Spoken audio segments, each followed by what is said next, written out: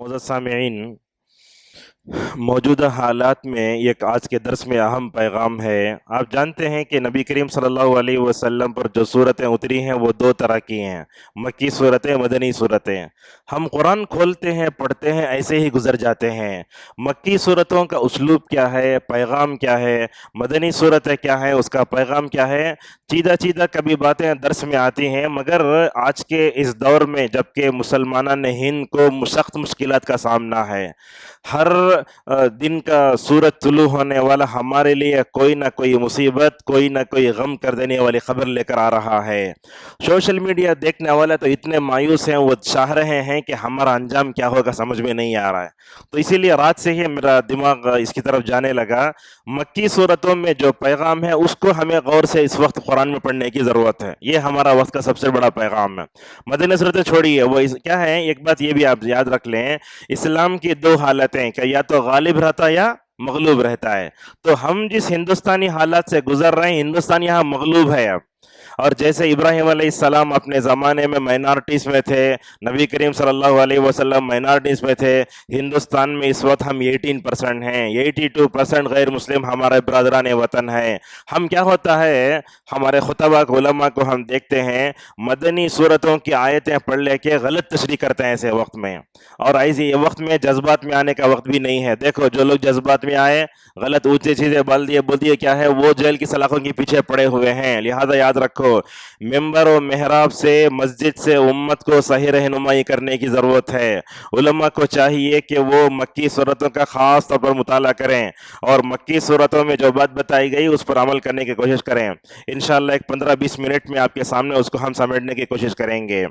تو یہ مکی دور کی جو صورتیں ہیں، ان صورتوں میں اللہ تبارک و تعالیٰ نے ہمیں بڑے اچھے پیغام دیے۔ نماز پڑھا رہا تھا میں، نماز سے پہلے آتے ہوئے بھی وہ ساری چیزیں میرے اوپر ایسے ہی ماشاءاللہ وہ مطلب تطبیق پا رہی تھی، کیسے ہمیں اس ملک میں رہتے ہوئے کیا کرنا چاہیے۔ سب سے پہلی بات تو یہ ہے، اس امت کی حفاظت کرنے والا اللہ تبارک و تعالیٰ ہے، بس یہ سب سے اہم چیز ہے۔ جیسا کہ اللہ تبارک و تعالیٰ کئی جگہ مکی صورتیں فرماتا ہے، یاد رکھو تمہاری حفاظت کا ذمہ اللہ کے ہاتھ میں ہے۔ جیسے اللہ تبارک و تعالیٰ نے حضرت ابراہیم کی حفاظت فرمائی، موسیٰ علیہ السلام کی حفاظت فرمائی، نبی کریم صلی اللہ علیہ وسلم کی حفاظت فرمائی۔ آپ دیکھو سیرت میں اللہ کے نبی کی حفاظت کا جو وعدہ ہے مدینے کا ہے، غور سے سنیے آپ، یہ اللہ کے نبی کی حفاظت کا جو وعدہ کہاں ہے، مدینے کا ہے۔ مگر ماشاءاللہ مکے میں اللہ کے نبی صلی اللہ علیہ وسلم 13 سال تک رہے، مگر آپ کو کوئی چھویا تک نہیں، بس مکے میں رہے، بیت المقدس رخ کر کے نماز پڑھتے رہے، کعبۃ اللہ کے پاس کھڑے ہو کر، مگر آپ صلی اللہ علیہ وسلم کو اور صحابہ کسی نے چھویا تک نہیں۔ وہ کیا ہے، اللہ کے نبی صلی اللہ علیہ وسلم کی حفاظت اور آپ کے صحابہ کی جو حفاظت تھی، اس میں سب سے بڑا اگر کسی کا کردار تھا تو وہ توحید پر استقامت کا تھا، جس میں آج امت بری طرح ناکام ہو رہی ہے۔ دیکھو اللہ تبارک و تعالیٰ نے 2 جگہ کہا، ان الذین قالوا ربنا اللہ ثم استقاموا، جو لوگ یہ کہتے ہیں اللہ ہی ہمارا رب ہے، اس پر جم جاتے ہیں، ان کو کسی قسم کا ٹینشن لینے کی ضرورت نہیں ہے۔ ہوتا کیا ہے، ہماری جو مظلومیت کی داستانیں ہوتی ہیں وہ ہم پڑھ کے اپنا دل چھوٹا کر لیتے ہیں، اور یہ بات بھی یاد رکھیں آپ، صالح فوزان حفظہ اللہ نے فتویٰ دیا ہے، مسلمانوں کی ہلاکتوں کی، مظلومیتوں کی، خون خرابے کی تصدیق ہے، وہ شیئر بھی نہیں کرنا چاہیے۔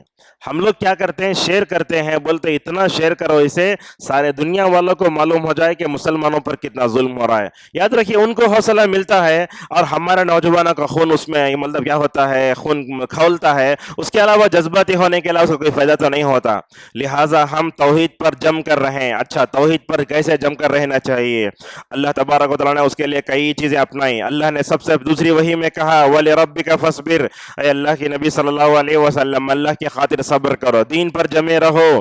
اور دین پر جمے رہنا کیسا، اللہ نے کئی اسلوب اپنائے۔ اللہ تبارک و تعالیٰ نے تو کبھی سورہ کہف اتاری، دیکھو سورہ کہف، نوجوان تھے وہ 8 تھے نا، وہ یقول سب 7 تھے وہ نوجوان، اللہ نے کبھی ان کا ذکر کر کے بتایا، ہر جمعہ تم پڑھ کر خصوصاً امت کا نوجوان اپنے عقیدے کو درست کرے، توحید پر جم کر رہنا ہے، کبھی سورہ کہف پڑھو۔ اگر کبھی جو ہے توحید پر جم کر رہنا ہے تو صحابہ اکرام کی قربانیوں کو پڑھو۔ ابھی کبھی توحید پر جم کر رہنا ہے، ہمارے سے پہلے انبیاء علیہم الصلوۃ والسلام توحید پر کیسے جمے تھے اس پر جمے رہو۔ اچھا ٹھیک ہے، نبیوں کے قصوں کو پڑھ کر بھی ہمیں تسلی حاصل کرنا چاہیے، جیسا کہ اللہ تبارک و تعالیٰ نے سورہ ہود میں حضرت نوح کا تذکرہ فرمایا، حضرت صالح کا، ہود کا، لوط کا، شعیب کا، موسیٰ کا، آخر میں اللہ تعالیٰ فرماتا ہے یہ نبیوں کے قصے ایسے پڑھ کر ہی ایسے گزر جانا نہیں ہے، اس میں حکمت کیا ہے؟ فاستقم کما امرت، اے اللہ کے نبی آپ دین پر ویسے جمے رہو جیسے اس سے پہلے نوح علیہ السلام 9.5 سال جم کر رہے، اور فرماتا ہے یہ قصہ پڑھ کر کیا کرنا چاہیے آپ کو؟ وَكُلًّا نَقُصُّ عَلَيْكَ مِنْ أَنْبَاءِ الرُّسُلِ مَا نُثَبِّتُ بِهِ فُؤَادَكَ، اے اللہ کے نبی ہم ان قصوں کو آپ پر پڑھ رہے ہیں تاکہ آپ کا دل مضبوط رہے۔ کبھی آپ مسجد میں بیٹھے ہیں کھولو نوح کے قصے کو، کبھی کھولو حضرت نوح ہود علیہ السلام کے قصے کو۔ ہود علیہ السلام کیا تھے؟ ایک نبی تھے، ان کی قوم عاد، یاد رکھو اللہ تعالیٰ نے حضرت نوح کو کشتی کی شکل میں معجزہ دیا، حضرت صالح علیہ السلام کو اونٹنی کی شکل میں معجزہ دیا، مگر دونوں کے درمیان میں ہود آئے، یہ دیکھیے پوائنٹ، دونوں کے درمیان میں ہود آئے مگر ہود علیہ السلام کو کوئی معجزہ نہیں دیا۔ اہل علم کہتے ہیں ہود کا معجزہ کوئی بڑا معجزہ نہیں تھا، توحید خود ان کا معجزہ تھی۔ تو ہندوستانی ماحول میں ہمارے لیے سب سے بڑی اگر کوئی توحید ہے دعوت ہے، توحید کی دعوت، اور توحید پر جم جانا چاہیے۔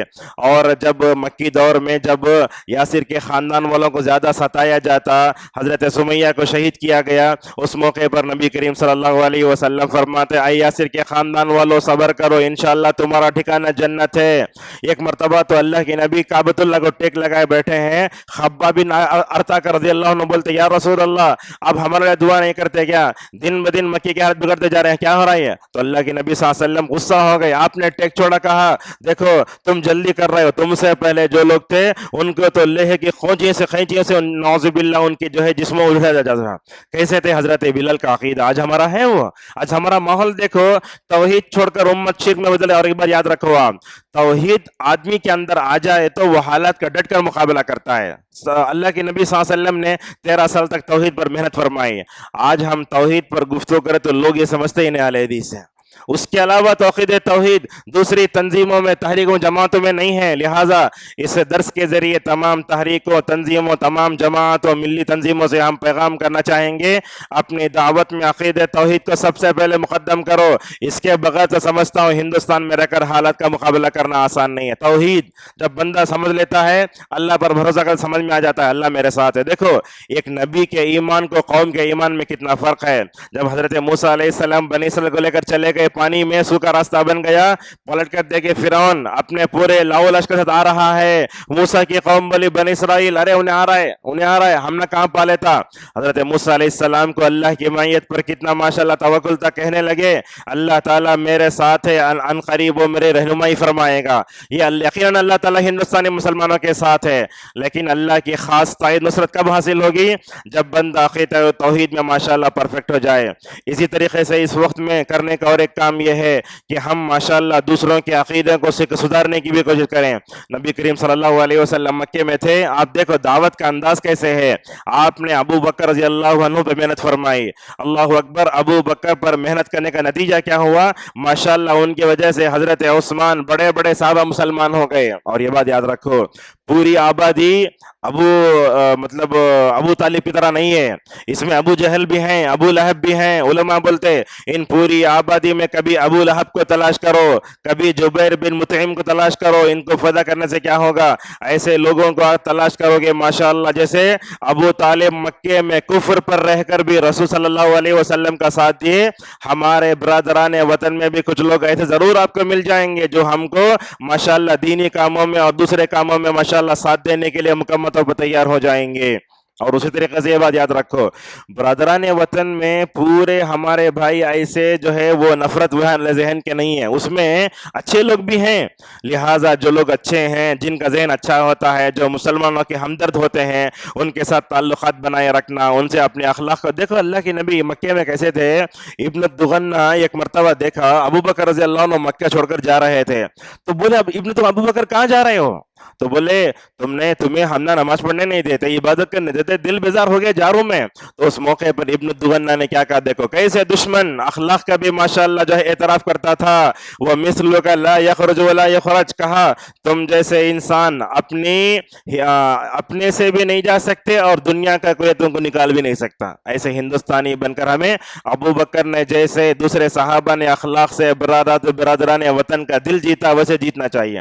آج ہمارے اخلاق کہاں ہیں؟ آپ دیکھو مسلمانوں کے اخلاق کیسے ہیں، غیر مسلموں کے اخلاق کیسے ہیں. اگر آپ مسلمانوں کی تجارت کی بات کریں، ایسی مستی سے بات کرتا ہوں نے لینا ہو تو چلے جاؤں ایسا.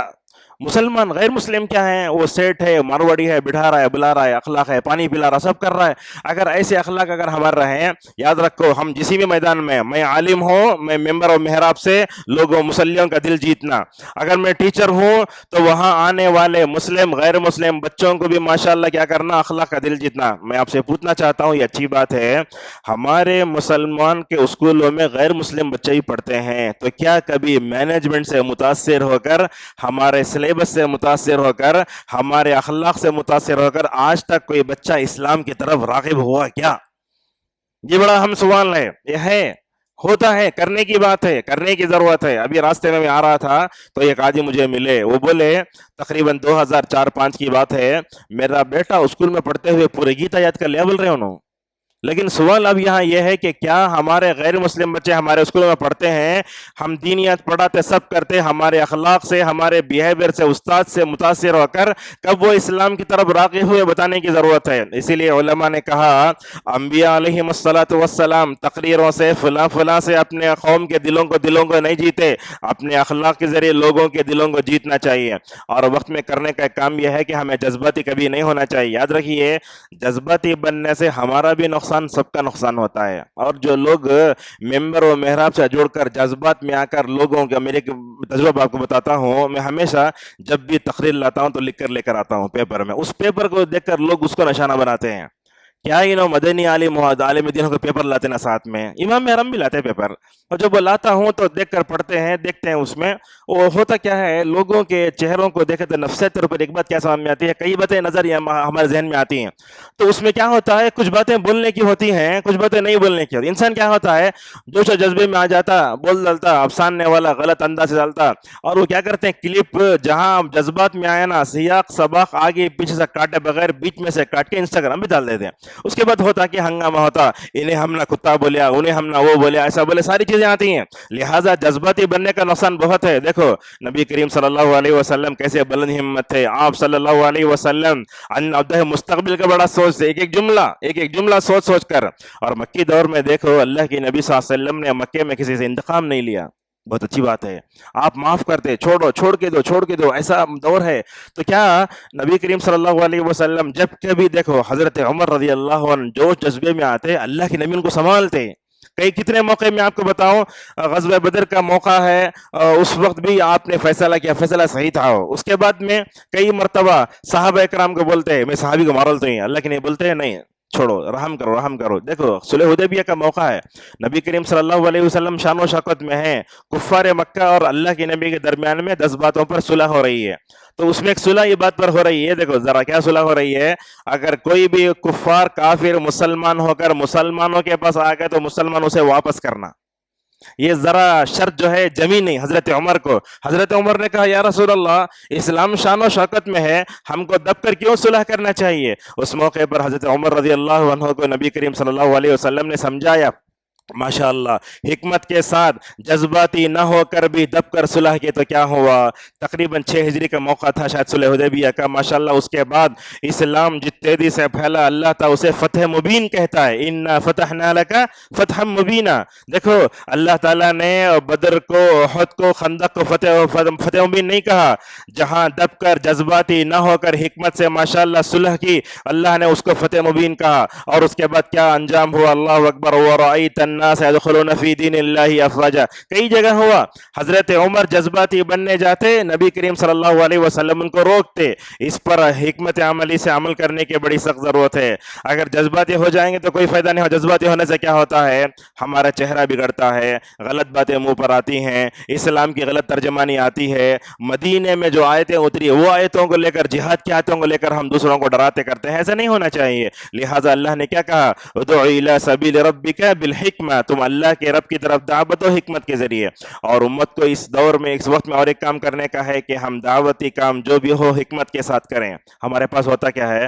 دعوتی کام ہوا، اگر کوئی مسلمان ہوا تو پہلے فوٹو بڑھ کے واٹس ایپ پہ ڈالتے ہیں.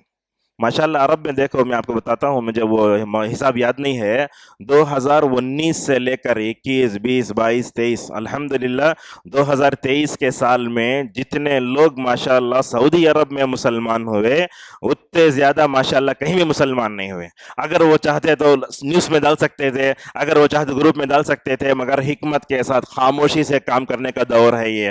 اگر آپ کام کر رہے ہیں، کام کرو، حکمت سے کرو، اور یاد رکھ کسی کو مجبور بھی نہ کرو. اللہ نے کہا لا اکراہ فی الدین.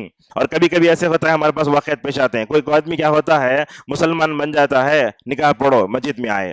اب ہوتا کیا ہے، مسجد کے ذمہ دار امام وغیرہ بولتا ہے مسلمان ہو گیا بھائی نے دعا دی، فوراً نکاح پڑھاتے ہیں، ایفیڈیٹ بنانا اسے. اور یہ انہیں یہ بولنا میں زبردستی مسلمان نہیں ہوا ہوں بلکہ میں اپنے سے مسلمان ہوں. اس طرح کی تمام کارروائیاں ہونا چاہیے. اور یہ دور قدم پھونک پھونک کر قدم رکھنے کا دور ہے. ہاں یاد رکھو، اس ملک میں رہتے ہوئے امن و سلامتی کو عام کرنا یہ ہمارا کام ہے.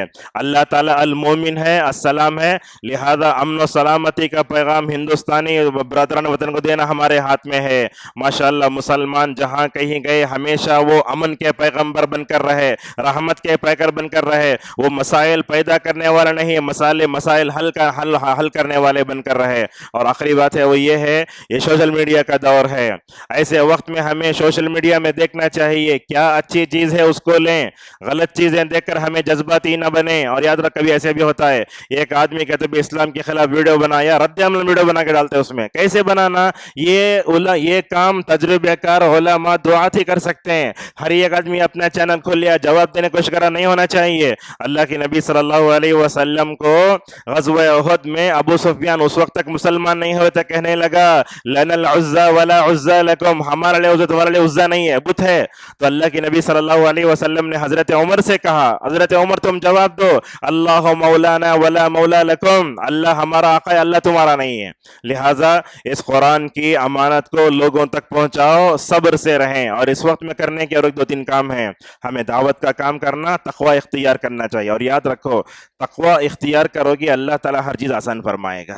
اور دیکھتے ہیں کیا بولتے ہیں، آپ تقریر کرتے رہتے، ریکارڈ ہوتی، اپلوڈ ہوتی، کیا فائدہ ہوتا اس کا؟ فائدہ ہوتا اگر تقریر کی ایک بات بھی اگر آپ سمجھ گئے نا، جذباتی نہیں ہوئے نا، ماشاءاللہ اور یہ بات بھی یاد رکھیں، ان مع العسر یسرا، حالات جب کٹھن ہو جاتے ہیں نا وہیں سے کیا ہوتا ہے، اللہ تبارک تعالیٰ آسانی پیدا کرتا ہے. ایسے لگا اللہ سے امید ہے ہماری، حالات کٹھن ہو رہے ہیں یقیناً ہندوستانی مسلمانوں کے لیے، مگر ایسے وقت میں سمجھتا ہوں جتنی تنگی ہے، تنگی کے بعد کیا ہے، آسانی بھی ہے. جیسے دن رات شروع ہوتا ہے تو رات پوری اندھیری ہو جاتی، مگر رات کے جانے کے بعد صبح کا سورج امید کی کرن کے ساتھ طلوع ہوتا ہے. لہذا ہر صبح اٹھتے ہوئے جو ہے کرن کے سامنے مکمل طور پر اللہ تبارک تعالیٰ مایوس بھی نہیں ہونا چاہیے. اور نمازوں سے مدد لو. نماز کہاں پڑھتے ہم؟ جیسے ہی کہتے بھی نیوز آئی پہلے وہ چینل دیکھتے ہیں، نہیں، نمازوں سے مدد لو. اور سب سے اہم چیز ہمیں دعاؤں کا بھی اہتمام کرنا چاہیے. ماشاءاللہ اہل حدیثوں میں اجتماعی دعا کا نظم نہیں ہوتا، مگر انفرادی دعا سے بھی ہم دور ہیں. یہ تلخ حقیقت ہے ہماری. لہٰذا دعائیں کبھی نہیں چھوڑنا چاہیے. کبھی ہم دعا کی اے اللہ فلسطینی مسلمانوں کی مدد فرما، اے اللہ ہندوستانی مسلمان اس وقت پریشان ہے، اے اللہ جیسے تو نے مکے میں اللہ کی نبی کی صحابہ کی اللہ نے حفاظت فرمایا، ایسا اے اللہ وہی تیری آنکھ سے، نہ سونے والی آنکھ سے تو ہماری حفاظت فرما، ایسے مکمل طور پر. اور آخری بات ہے وہ یہ، ہم مسلمانوں کو تعلیم کے میدان میں آگے بڑھنا چاہیے. اب کہاں ہے تعلیم کے میدان میں آگے؟ ہم دیکھتے ہیں مسلمان شادی محل بن رہا، نئے بن رہے ہیں، اور اس میں ڈیکوریشن لا کے اپڈیٹ ہو رہا ہے، نیو ورژن آئے جیسا ہو رہا ہے. اگر مسلمان یہ شادی محلوں پر جتنا خرچ کر رہا ہے اگر وہ تعلیم گاہوں پر خرچ کرے، اسکول کھولو، یونیورسٹی کھولو، کالج کھولو، یاد رکھو جو قوم تعلیم میں آگے بڑھتی ہے وہ بھیک نہیں مانتی، وہ کیا ہوتی ہے ماشاءاللہ اپنے حقوق ایسے ہی مار لیتی ہے۔ تو تعلیم کے میدان میں آگے بڑھ کر ہی ہم ماشاءاللہ اس ملک میں اپنی تقدیر کو سنوار سکتے ہیں۔ ہندوستان کے سب سے پہلے وزیر تعلیم تھے مولانا ابوالکلام آزاد رحمہ اللہ، تھے نا؟ اللہ اکبر، کیسے ان غیر مسلم تھے ان کو اٹھا کر بنایا۔ لہذا ابوالکلام آزاد رحمہ اللہ پہلے وزیر تعلیم بن کر ہندوستان نے کیا پیغام دیے؟ اگر تم ہندوستان میں امن و امان کے ساتھ، عزت کے ساتھ، سلامتی کے ساتھ سر اٹھا کر جینا چاہتے ہو، تعلیم کو عام کرو، ہمارے بچوں کو ہر تعلیم دو، دینی تعلیم بھی دو، عصری تعلیم بھی دو۔ ہمارا ہر بچہ کیا ہونا چاہیے؟ اچھا ڈاکٹر بننا، انجینئر بننا۔ اس سے پہلے کیا کرنا؟ انہیں توحید، اپنے عقیدہ توحید کو مکمل طور پر اپنا لینا چاہیے۔ یہ کچھ باتیں مجھے مکی دور کی صورتوں میں نظر آئی، میں نے آپ کے سامنے رکھی۔ خلاصہ کلام یہ ہے، اسلام کی دو حالتیں مغلوب اور غالب ہیں۔ اس وقت مغلوب کی جو حالت ہے انہی آیتوں کو پڑھ کر ہمیں امت کو ماشاءاللہ نصیحت کرتے رہنا چاہیے۔ اللہ تبارک و تعالیٰ سے ہماری دعا ہے اللہ تعالیٰ ہمیں قرآن سے مدد لینے کی توفیق عطا فرمائے، اللہ تعالیٰ ہمیں سیرت کا صحیح طور پر مطالعہ کرنے کی توفیق نصیب فرمائے، اللہ تعالیٰ ہندوستانی مسلمانوں کا حامی و ناصر ہو جائے، اللہ تعالیٰ اس ملک میں اور سارے دنیا میں مسلمانوں کی، مردوں کی، عورتوں کی حفاظت فرمائے، اللہ تعالیٰ ہماری مسجدوں کی حفاظت فرمائے، اللہ تعالیٰ ہمارے مدرسوں کی حفاظت فرمائے، اللہ تعالیٰ ہم سب کو اپنا عقیدہ توحید رسول اللہ کی طرح، صحابہ اور اسلاف کی طرح بن توفیق عطا فرمائے، اللہ تعالیٰ ہم سب کو عقیدہ توحید کے ساتھ اور دعا کے ساتھ حالت کا مقابلہ کرنے توفیق نصیب فرمائے، اللہ تعالیٰ امت کو ہمیشہ علماء سے جڑ کر توفیق عطا فرمائے، اللہ تعالیٰ ہم سب کو جذباتی بننے سے بچائے، اللہ تعالیٰ ہمیں حکمت کے ساتھ، دانائی کے ساتھ، دانشمندی کے ساتھ، عقل مندی کے ساتھ ہر اپنا قدم اٹھانے کی توفیق نصیب فرمائے، اللہ تعالیٰ ہم سب کو باجماعت نماز و اہتمام کرنے توفیق عطا فرمائے، اللہ تعالیٰ ہم سب کو اپنے ظاہر سے بڑھ کر باطن کا علاج کرنے ہم سب کو توفیق نصیب فرمائے، وآخر دعوانا ان الحمد للہ رب العالمین۔